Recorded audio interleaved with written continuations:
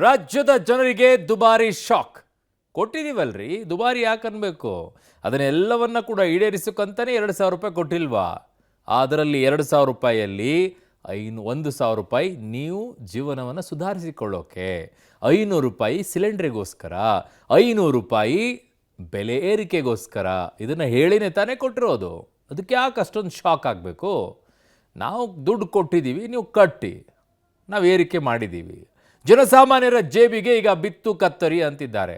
ಅದು ಹೆಂಗೆ ಬೀಳುತ್ತೆ? ಅವ್ರು ಕೊಟ್ಟರು, ಇವ್ರು ಇಸ್ಕೊಂಡ್ರು, ಇವ್ರು ಕೊಟ್ಟರು, ಅವ್ರು ಇಸ್ಕೊಂಡ್ರು, ವಾಪಸ್ ಮತ್ತೆ ಕತ್ತರಿ ಹಾಕಿದ್ರು, ಮತ್ತೆ ಇಸ್ಕೊಂಡ್ರು. ಅಷ್ಟೇ. ಯುಗಾದಿ ರಂಜಾನ್ಗೆ ದರ ಏರಿಕೆಯ ಗಿಫ್ಟು. ಹಬ್ಬಕ್ಕೆ ಒಂದೇನಾದರೂ ಗಿಫ್ಟ್ ಕೊಡಬೇಕಲ್ಲ, ಕೊಟ್ಟಿದ್ದಾರೆ. ಸಾಲು ಸಾಲು ಬರೆ ಜನಾಕ್ರೋಶ ಈಗ ಸ್ಫೋಟಗೊಳ್ತಾ ಇದೆ. ಏನು ಪ್ರಯೋಜನ ಸ್ಫೋಟಗೊಂಡು? ಬಾಯಿಗೆ ನಿಮ್ಗೆ ಅಂದ್ಕೊಂಡಿದ್ದು ಒಂದು ಸಮಾಧಾನ ಮಾಡ್ಕೊಳ್ಬೇಕಷ್ಟೇ ಮನಸ್ಸಿಗೆ. ಗ್ಯಾರಂಟಿಗಾಗಿ ವಸೂಲಿ ಮಾಡ್ತಾ ಇದ್ದಾರೆ ಇವರು ಅಂತ ಜನ ಸಿಡಿಮಿಡಿಗೊಳ್ತಾ ಇದ್ದಾರೆ. ಗ್ಯಾರಂಟಿ ಘೋಷಣೆ ಮಾಡಿದಾಗಲೇ ಇದ್ರ ಬಗ್ಗೆ ಯೋಚನೆ ಮಾಡಬೇಕಾಗಿತ್ತಾನೆ. ಎಲ್ಲಿಂದ ಕಾಸು ಕೊಡ್ತಾರೆ ಇವರು, ಹೇಗೆ ತರ್ತಾರೆ, ನಮ್ಮಿಂದನೇ ಇಸ್ಕೊಳ್ತಾರೆ ಅನ್ನೋ ಕನಿಷ್ಠ ಕಾಮನ್ ಸೆನ್ಸ್ ಬೇಕಾಗಿತ್ತಲ್ವ? ಅದು ಯಾರಿಗೂ ಇರಲಿಲ್ಲ. ಯುಗಾದಿ ಹಬ್ಬಕ್ಕೆ ಬೆಲೆ ಏರಿಕೆಯ ಹೋಳಿಗೆಯನ್ನು ಕೊಟ್ಟಿದ್ದಾರೆ. ಮನೆಯಲ್ಲಿ ಹೋಳಿಗೆ ತಿನ್ನೋದು ಬೇಡ, ಈಗ ದುಬಾರಿ ಹೋಳಿಗೆ ಇದೆ. ಸೊ ಹಾಗಾಗಿ ಹೋಳಿಗೆ ತಿನ್ನಬೇಕಾ ಇಲ್ಲ ಬೇಡ ಸಿಹಿನ ಯೋಚನೆ ಮಾಡ್ಕೊಳ್ಳಿ. ಸರ್ಕಾರದ ವಿರುದ್ಧ ಈಗ ವಿಪಕ್ಷಗಳು ನಿಗಿ ಕೆಂಡ ಕಾರುತ್ತಾ ಇವೆ. ಅವರಿಗೆ ಅದೊಂದೇ ಅಲ್ವಾ, ಗೆಂಡ ಕಾರೋದೊಂದು ಬಿಟ್ಟು ಇನ್ನೇನಿದೆ? ಬೆಲೆ ಏರಿಕೆಗೆ ಕಾಂಗ್ರೆಸ್ ಸಮರ್ಥನೆಯನ್ನು ಮಾಡ್ಕೊಳ್ತಾ ಇದೆ. ಸರ್ಕಾರದಲ್ಲಿ ಇರಬೇಕಾದ್ರೆ ಅವ್ರು ಸಮರ್ಥನೆಯನ್ನು ಮಾಡ್ಕೊಳ್ಬೇಕಲ್ವಾ? ಯಾರ್ಯಾರು ಏನೇನು ಹೇಳಿದ್ದಾರೆ, ಜನ ಯಾವ ರೀತಿಯಾಗಿ ಆಕ್ರೋಶವನ್ನು ವ್ಯಕ್ತಪಡಿಸಿದ್ದಾರೆ, ಬಿಜೆಪಿ ಹೆಂಗೆ ಕಿಡಿಕಾರ್ತಾ ಇದೆ, ಕಾಂಗ್ರೆಸ್ ಹೆಂಗೆ ಸಮರ್ಥನೆ ಮಾಡ್ಕೊಳ್ತಾ ಇದೆ, ವರದಿ ಇದೆ ನೋಡಿ. ದುನಿಯಾ ದುಬಾರಿ, ಹೆಂಗಪ್ಪ ಬದುಕು? ಯುಗಾದಿ ಗಿಫ್ಟು, ದರ ಏರಿಕೆಯ ಏಟು, ಸಾಲು ಸಾಲು ಬರೆ ಜನಾಕ್ರೋಶ ಸ್ಫೋಟ, ಗ್ಯಾರಂಟಿಗಾಗಿ ವಸೂಲಿ ಅಂತ ಜನ ಸಿಡಿಮಿಡಿ. ಇದೇನ್ ಗುರು, ನಮಗೆ ಬದುಕೋಕೆ ಬಿಡಲ್ವಲ್ಲ? ದಿನ ಬೆಳಗಾದ್ರೆ ರೇಟು ಹೈಕು ಅಂತಿರ್ತಾರಲ್ಲ, ಏನು ಮಾಡೋದು? ಹೀಗಂತ ರಾಜ್ಯದ ಜನ ಮಾತಾಡ್ಕೋತಾ ಇದ್ದಾರೆ. ಹೌದು, ದರ ಏರಿಕೆಯಿಂದ ಕಂಗೆಟ್ಟಿರುವ ರಾಜ್ಯದ ಜನರಿಗೆ ಸರಣಿ ಶಾಕನ್ನು ಸರ್ಕಾರ ಕೊಟ್ಟಿದೆ. ಯುಗಾದಿ ರಂಜಾನ್ಗೆ ದರ ಏರಿಕೆಯನ್ನು ಭರ್ಜರಿ ಗಿಫ್ಟಾಗಿ ಸರ್ಕಾರ ನೀಡಿದೆ. ದುಡ್ಡಿದ್ದವರು ಹೇಗಾದರೂ ಬದುಕ್ತಾರಪ್ಪ, ಬಡ ಮಧ್ಯಮ ವರ್ಗದವರ ಕಥೆ ಏನು? ಗ್ಯಾರಂಟಿ ಕೊಟ್ಟ ಕಾಂಗ್ರೆಸ್ ಸರ್ಕಾರದಿಂದ ಭರ್ಜರಿ ವಸೂಲಿ ಅಂತ ಜನ ಸಿಡಿದೆದ್ದಿದ್ದಾರೆ.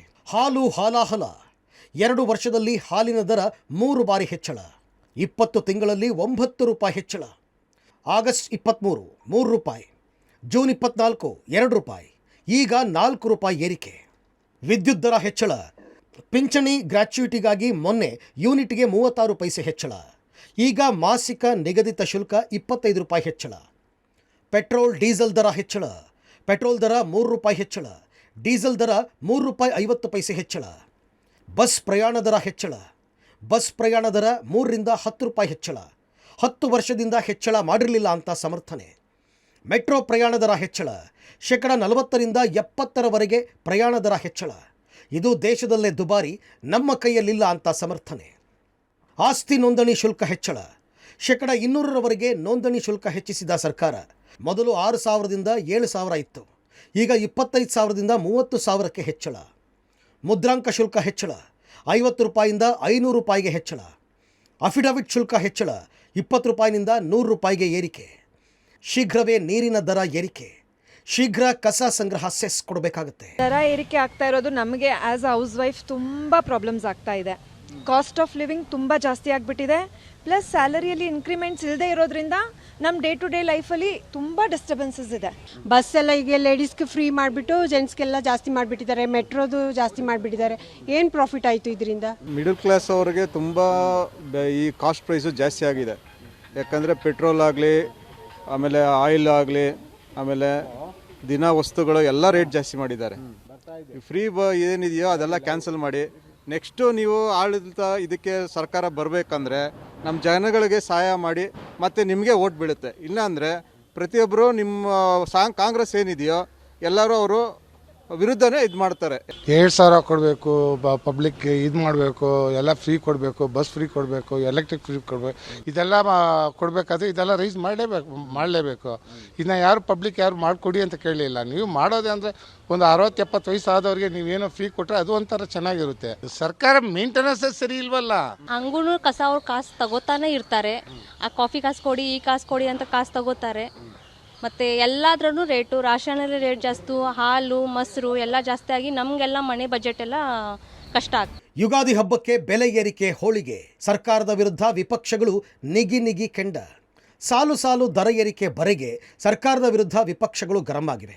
2 ವರ್ಷಗಳ ಸರಣಿ ಸುಲಿಗೆ, ಯುಗಾದಿ ಹಬ್ಬಕ್ಕೆ ಬೆಲೆ ಏರಿಕೆ ಹೋಳಿಗೆ ಅಂತ ಕುಮಾರಸ್ವಾಮಿ ವ್ಯಂಗ್ಯವಾಡಿದ್ದಾರೆ. ಒಂದು ಕೈಯಲ್ಲಿ ಕೊಟ್ಟು 10 ಕೈಗಳಲ್ಲಿ ಕಿತ್ತುಕೊಳ್ಳುವ ದಶಾವತಾರಿ ರಾವಣ ರೂಪಿ ಸುಲಿಗೆ ಪ್ರವೃತ್ತಿ ಕನ್ನಡಿಗರ ಪಾಲಿಗೆ ಮರಣ ಶಾಸನ ಅಂತ ವಾಗ್ದಾಳಿ ನಡೆಸಿದ್ದಾರೆ. ಈ ಕಾಂಗ್ರೆಸ್ ಸರ್ಕಾರ ಅಧಿಕಾರಕ್ಕೆ ಬಂದ ಮೇಲೆ ಆಗಿದ್ದು ಎರಡೇ: ಜನರ ಆದಾಯ ಇಳಿಕೆ, ಬೆಲೆ ಏರಿಕೆಯ ಹೇರಿಕೆ. ಹಾಲಿನಿಂದ ಆಲ್ಕೋಹಾಲು, ಜನನ ಪ್ರಮಾಣ ಪತ್ರದಿಂದ ಮರಣ ಪ್ರಮಾಣ ಪತ್ರ, ಬಿತ್ತನೆ ಬೀಜದಿಂದ ಆಹಾರ ಪದಾರ್ಥ ಎಲ್ಲದರ ಬೆಲೆ ಏರಿಸಿ ರಾಜ್ಯದ ಪ್ರಜೆಗಳನ್ನು ಗಲ್ಲಿಗೇರಿಸುತ್ತಿರುವ ಇಂತಹ ಜನವಿರೋಧಿ ಸರ್ಕಾರ ರಾಜ್ಯದ ಜನತೆಗೆ ಬೇಕೆ ಅಂತ ಸಿಟಿ ರವಿ ಪ್ರಶ್ನಿಸಿದ್ದಾರೆ. 20 ತಿಂಗಳಲ್ಲಿ 3 ಬಾರಿ ಹಾಲಿನ ದರವನ್ನು ಏರಿಕೆ ಮಾಡಿದ್ದಾರೆ ಈ ಮನೆ ಆಳ್ಕ ಕಾಂಗ್ರೆಸ್ ಅವರು. ಇದನ್ನೇ ಮನೆ ಆಳ ಕೆಲಸ ಅಂತ ಹೇಳೋದು. ಅಲ್ಲ ರೀ, ಸರ್ಕಾರದಲ್ಲಿ ಹಣ ಇಲ್ಲ, ಪಾಪರ ಹುಟ್ಟಿದಿರಿ ಅಂತ ಹೇಳಿದ್ರೆ ನೀವು ತೆರಿಗೆ ಹಾಕಿ ಹಾಲಿನ ದರ ಜಾಸ್ತಿ ಮಾಡಿ ನೀವು ಕೊಡಿ. ಹೆಚ್ಚು ಕಡಿಮೆ 2 ವರ್ಷಗಳಾಗ್ತಿದೆ ಬಂದು. ನಾವು ಹೇಳಿದ ಮೊದಲ ಬಾರಿಗೆ ಅವರು ಎಲ್ಲ ಬೆಲೆ ಏರಿಕೆಗಳನ್ನು ನಾನು ವಿರೋಧ ಮಾಡ್ತೇನೆ, ನಮ್ಮ ಸರ್ಕಾರದಲ್ಲಿ ಯಾವ ಬೆಲೆ ಏರಿಕೆ ಮಾಡೋದಿಲ್ಲ ಅನ್ನೋ ಆಶ್ವಾಸನೆ ಕೊಟ್ಟಿದ್ದರು. ಬಂದ ತಕ್ಷಣ ಪೆಟ್ರೋಲ್ ರೈಸ್ ಆಯಿತು, ಡೀಸೆಲ್ ರೈಸ್ ಆಯಿತು, ಸ್ಟ್ಯಾಂಪ್ ಡ್ಯೂಟಿ ರೈಸ್ ಆಯಿತು, ಎಲ್ಲ ಒಂದಾದ ಮೇಲೆ ಎಲ್ಲ ಆಗಿಬಿಟ್ಟಿದೆ. ಈಗ ಪಾಣಿ ಬೇಕಾ ರೈಸ್ ಆಗಿದೆ, ಎಲ್ಲ ಹೆಚ್ಚು ಕಡಿಮೆ 200%, 300%. ಡೆತ್ ಸರ್ಟಿಫಿಕೇಟ್ಗೆ ರೈಸ್ ಆಗಿದೆ, ಜನನ ಮರಣದ ಎಲ್ಲ ಇವು ರೈಸ್ ಆಗಿದೆ. ಇನ್ಯಾವುದಕ್ಕೂ ಉಳಿದಿರಲಿಲ್ಲ ಅವರು. ಬೆಲೆ ಏರಿಕೆಗೆ ಕಾಂಗ್ರೆಸ್ ಸಮರ್ಥನೆ, ಎಚ್ಡಿಕೆ ವಿರುದ್ಧ ಡಿಕೆಶಿ ಕಿಡಿನುಡಿ. ಹಾಲಿನ ಸಹಕಾರ ವ್ಯವಸ್ಥೆ ಬಗ್ಗೆ ಅವರ ಅಣ್ಣನ ಕೇಳಲಿ. ಇನ್ನು ದರ ಏರಿಕೆಯನ್ನು ಖಂಡಿಸಿದ ವಿಪಕ್ಷಗಳಿಗೆ ಡಿಕೆಶಿ ತಿರುಗೇಟು ಕೊಟ್ಟಿದ್ದಾರೆ. ಅದರಲ್ಲೂ ಕುಮಾರಸ್ವಾಮಿ ವಿರುದ್ಧ ಕೆಂಡ ಕಾರಿದ್ದಾರೆ. ಎಚ್ಡಿಕೆ ಏನಾದರೂ ಹೇಳಲಿ, ರೈತರು ಬದುಕಬೇಕಲ್ಲ. ಬೆಲೆ ಏರಿಕೆ ಹಣ ಸರ್ಕಾರಕ್ಕೆ ಬರಲ್ಲ, ಅದು ರೈತರಿಗೆ ಬರುತ್ತೆ. ಅವರಿಗೆ ಗೊತ್ತಿಲ್ಲ ಅಂದರೆ ಹಾಲಿನ ಸಹಕಾರ ವ್ಯವಸ್ಥೆ ಬಗ್ಗೆ ಅವರ ಅಣ್ಣನನ್ನು ಕೇಳಲಿ ಅಂತ ಡಿಕೆ ಸವಾಲ್ ಹಾಕಿದ್ದಾರೆ. ಕುಮಾರಸ್ವಾಮಿ ಏನಾರು ಹೇಳಿ, ಇನ್ನೊಬ್ರು ಏನೋ ಹೇಳಿ, ರೈತರು ಬದುಕಬೇಕಲ್ಲ. ಕುಮಾರಸ್ವಾಮಿ ಹೇಳ್ಬಿಟ್ಟು ಫೀಡಿನ ಬೆಲೆ ಕಡಿಮೆ ಮಾಡಿಸ್ಲಿ, GST ಕಡಿಮೆ ಮಾಡಿಸ್ಲಿ, ಟ್ಯಾಕ್ಸ್ ಕಡಿಮೆ ಮಾಡಿಸ್ಲಿ, ಪೆಟ್ರೋಲ್ ಡೀಸೆಲ್ ಬೆಲೆ ಕಡಿಮೆ ಮಾಡಿಸ್ಲಿ, ಫೀಡ್ ಬೆಲೆನೂ ಕಡಿಮೆ ಆಯ್ತದೆ. ರೈತ ಬದುಕಬೇಕಲ್ಲ. ಅಲ್ಲ ಸರ್, ಬೆಲೆ ಏರಿಕೆ ಆಗುತ್ತೆ, ಆ ದುಡ್ಡು ರೈತರಿಗೆ ಹೋಗಲ್ಲ, ಸರ್ಕಾರ ಯಾರು ಹೇಳಿ, ಯಾವ ಸರ್ಕಾರ? ಅವ್ರಿಗೆ ಕುಮಾರಸ್ವಾಮಿಗೆ ಹಂಗಾರೆ ಈ ಹಾಲಿನ ವ್ಯವಸ್ಥೆ ಇದೇ ಗೊತ್ತಿಲ್ಲ. ಅವ್ರ ಅಣ್ಣನ ಕೇಳಿ ನೋಡಿ, ಗೊತ್ತಾಗ್ತದೆ ಎಲ್ಲಿ ಸರ್ಕಾರಕ್ಕೆ ಹೋಗ್ತದೆ. ಇದು ಕೋಆಪರೇಟಿವ್ ಇನ್ಸ್ಟಿಟ್ಯೂಷನ್, ರೈತರದ್ದು. ಅದು ಯಾವುದೇ ರಾಜ್ಯ ತೆಗೆದುಕೊಳ್ಳಿ, ನಮ್ಮ ರಾಜ್ಯ ಇನ್ನೂ 5 ರೂಪಾಯಿ ಕಡಿಮೆನೇ ಇದೆ. ರೈತರ ಬೇಡಿಕೆ, ರೈತರ ಒತ್ತಾಯವನ್ನು ಸಹಿತ ಗಮನದಲ್ಲಿಟ್ಟುಕೊಂಡು ಹಾಲಿನ ದರವನ್ನು 4 ರೂಪಾಯಿಯನ್ನು ಮಾಡಲಾಗಿದೆ. ಯಾರಿಗೋಸ್ಕರ ಹಾಲಿನ ದರ ಜಾಸ್ತಿ ಮಾಡಿದ್ದೀವಿ? ಹಸು ರೇಟ್ ಜಾಸ್ತಿ ಆಗಿದೆ, ಮೇವು ಜಾಸ್ತಿ ಆಗಿದೆ, ಸಾಕಾಣಿಕೆ ವೆಚ್ಚ ಜಾಸ್ತಿ ಆಗಿದೆ. ರೈತರು, ಗ್ರಾಹಕರು ಎಲ್ಲ ಕಡೆ ಕೂಗು ನಮಗೆ ಹಾಲಿನ ದರ ಯೋಚನೆ ಮಾಡಿ. ಕೇರಳದಲ್ಲಿ 57 ರೂಪಾಯಿ ಇದೆ, ಆಂಧ್ರದಲ್ಲಿ 62 ರೂಪಾಯಿ ಇದೆ, ಮಹಾರಾಷ್ಟ್ರದಲ್ಲಿ ಜಾಸ್ತಿ ಇದೆ, ತೆಲಂಗಾಣದಲ್ಲಿ ಜಾಸ್ತಿ ಇದೆ, ಕರ್ನಾಟಕದಲ್ಲಿ 42 ರೂಪಾಯಿ ಕೊಡ್ತಾ ಇದ್ದೀರಾ.